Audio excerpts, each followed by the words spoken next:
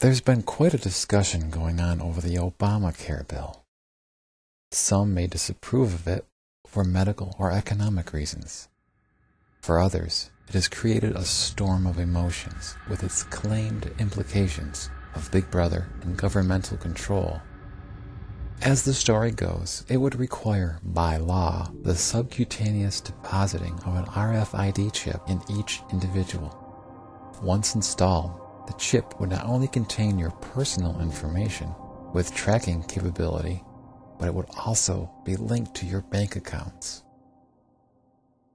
Worse yet, there's a paragraph in the bill that clearly dictates the timing and implementation of this device.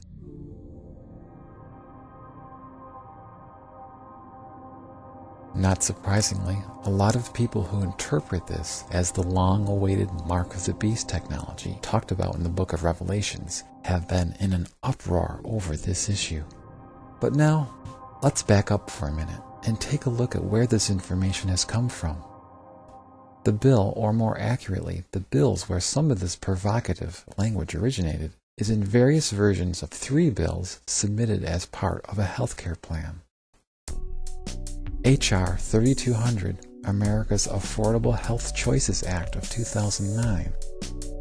This bill was the most famous as it included language that specified the usage of implantable Class II and Class III devices. However, despite the clamoring waves of warnings and the gnashing of teeth by the end times preachers and prophets, this bill never passed the House. Therefore, it was never signed into law and is now completely irrelevant. Another bill, H.R. 3590, the Patient Protection and Affordable Care Act, also had language that talked about implantable Class II and Class III devices. However, painfully absent from the final version of this bill that did pass the House was any mention of the implementation of microchips or any implantable devices for any reason at all. Next is the Healthcare and Education Reconciliation Act of 2010. Here's another one. Early versions of this bill were some 2,300 pages long and had language describing the usage of Class II and Class III implantable devices. But the latest version scaled down to just 55 pages, which was the version that passed both houses, had no mention of said implantable devices. Now, you don't have to do a ton of research to find the truth in this matter.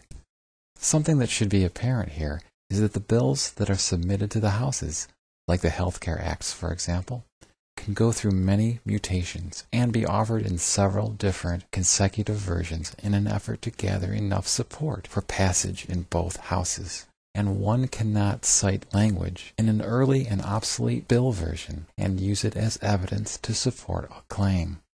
This is not only misinformative, but it can be completely untrue.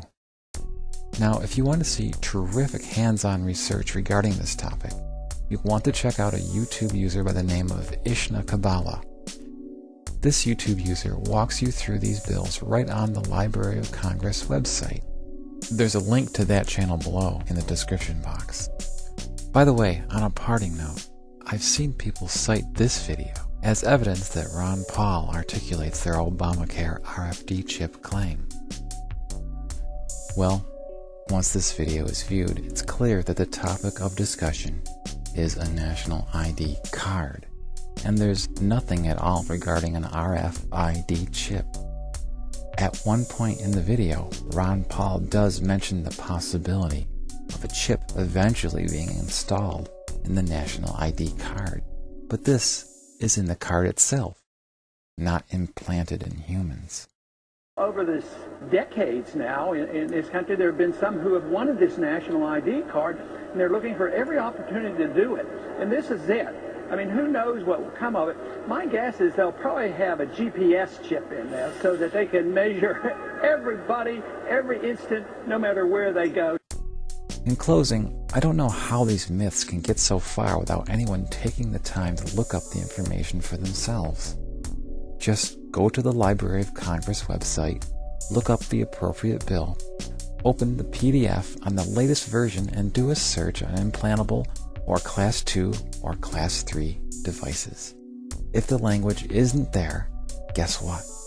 It's a myth.